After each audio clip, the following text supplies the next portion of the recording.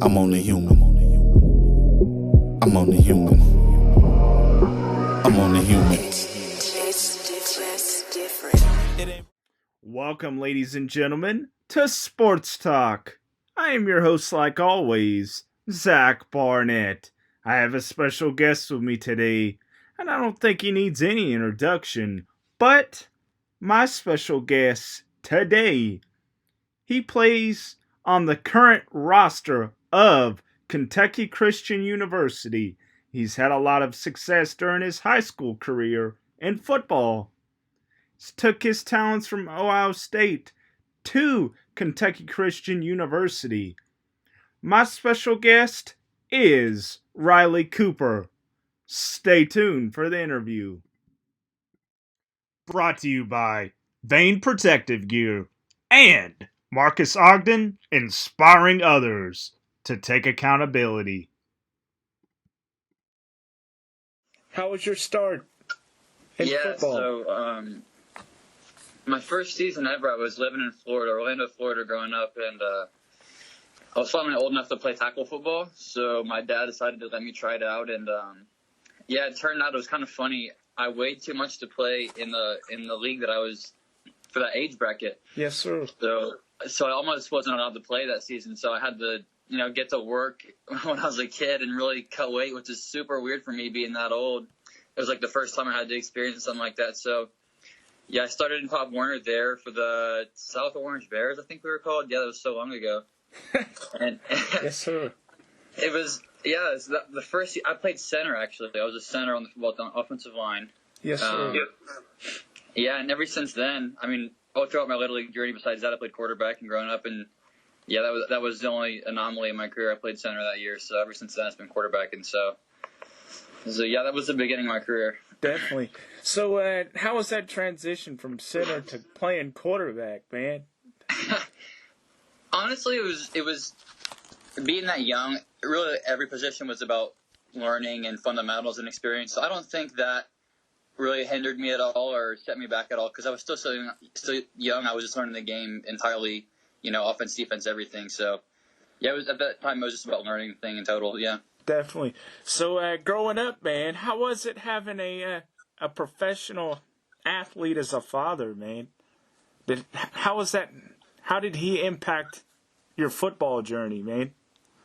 Yeah, it definitely was a positive thing because growing up in a small community, it was so obvious. There were so many kids that had parents that would teach them things that weren't correct or had incorrect fundamentals or super pushy when they didn't really understand the game themselves. And for me, I had someone that understood the game, understood what it took to be successful. So for me, it was just dad. Seeing it from an outside perspective, I can understand that's such an advantage having someone that was a pro and did it. But for me, it was just dad. But now looking back, I understand it was really beneficial having someone that knew what they were talking about. Definitely, man. Hey, it's always a positive, and that helped your football journey, obviously. Oh, and how was the things that he taught you as a football player? Could you just elaborate on what he taught you as a player? Yeah, so having him as a coach all throughout Little League, it was really apparent to me the complexity of how we were able to do things compared to other teams, that were in our age group. And once again, it comes from having someone that had understanding of the game and the super fine details of it. So having that, it really helped me develop early on, understanding things like coverages and things like that, matchups and all things like that you really don't get into until you're a little bit older. Definitely. So, yeah, that gave me a little bit of a head start, I feel like, starting off my career. Definitely. So your high school journey transitioning to the college level, man, how was that transition for you? Yeah, high school was an insane journey for me. So I started off my career at Grove City High School in Grove City, Ohio, a little bit south of Columbus, suburb of Columbus. And there was a super good coach. I couldn't wait to play for him. So it turns out my freshman year, he's still the varsity coach, and things are looking like it's going to align perfect, just how I wanted to for my career. And freshman season goes great. I'm on the freshman team. We go 6-4, have a pretty good season. I think to the next year. And then this coach he was kind of forced to resign, which was so disappointing because, he was a really good guy, successful guy, great teacher. And so we got a coach that was the outsider, didn't know a lot about him. Yes, sir. And so my family kind of had a premonition that there may have been some, red flags, which, was a super good move because we actually put our house up for sale, rented a house for a while.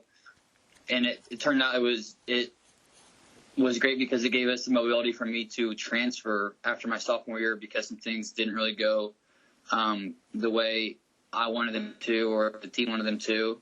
And it was a better move for me to separate myself from that and start over somewhere else, which I did at Upper Arlington High School, who I played for, Coach Joel Cutler, one of the best coaches I'll ever play for. Great dude, great family man, taught me a lot. Finishing off my high school career there, I couldn't have asked for anything better.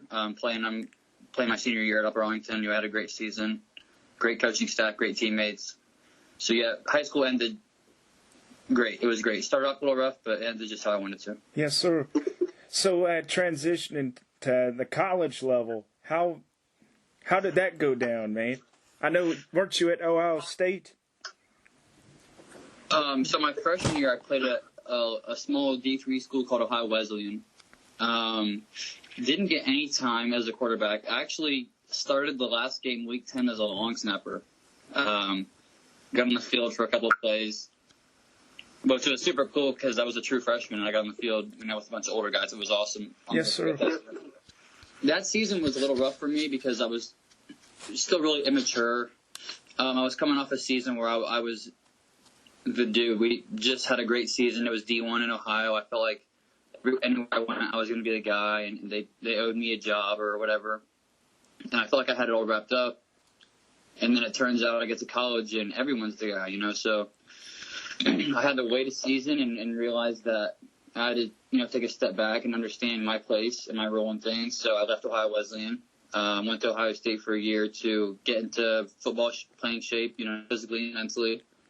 So I took that year off, and then I got back into it and got a hold of some coaches and ended up here at Kentucky Christian. Yes, sir. So the biggest impact on you as a player through all that, what would, in your opinion, what would the impact be on you that all that had on you as a player, that difficult moments in your football journey? What did you take from it, man? Yeah, there's, especially playing quarterback, there's highs and lows. In the game and out of the game, off the field, in field. I learned really quickly that playing quarterback in a town that's centered on football is very political, and people either love you or hate you. And so I learned, how to develop, a thicker skin at a younger age because, like I said, transferred from Grove City because some things didn't go so well. And that is kind of an understatement. It was a super chaotic meltdown with coaches and even parents were involved. School faculty was involved. It wasn't anything legal or anything that had to do with or any type of discipline. It was strictly football politics. Definitely. They got so ridiculous that I had to separate myself from a high school and I had to go somewhere else. Which, in no way am I trying to play a victim card. I was not innocent. I was not a victim. But being 16 years old and having your teammates' parents come in and try to get you off a team or slander you constantly on social media, that's kind of insane. It's tough, man. I always told my parents, let me handle everything at school. Kids will talk. I can handle that. And my parents kind of stepped in when other parents would get involved. Definitely. Coaches at school on other teams that would post on social media about my performance, mention my name specifically, So I really understood how to deal with those things, and I feel like that's been a huge benefit for me. Definitely. And a lot of things in life are just like that, man. But the life we live, man, we have to handle our stuff, and God handles the rest, man. And everything else aligns the way God wants it, man. And you're probably in a better place and a position at the college you're at right now. So everything worked out perfectly for you. And tell me some of the things on a daily basis that you have to go through, like practice related.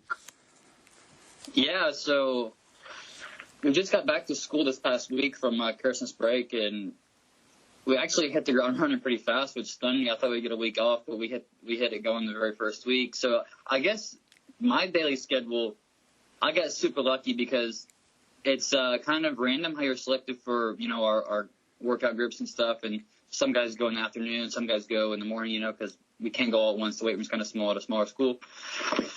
So I guess for me, I have to get up and get going for conditioning around 5:30 in the morning, and we run and lift, and we're done about 8 o'clock. And then from there, we have chapel or class, and I'm usually done with my day around 2 o'clock. And it's so nice having your whole day off. Everything's done in the morning, so I just get to take a nap after class and chill out. So it's nice. Definitely, man. So my next question for you, it relates back to your football stuff. The best talent that you've been around so far.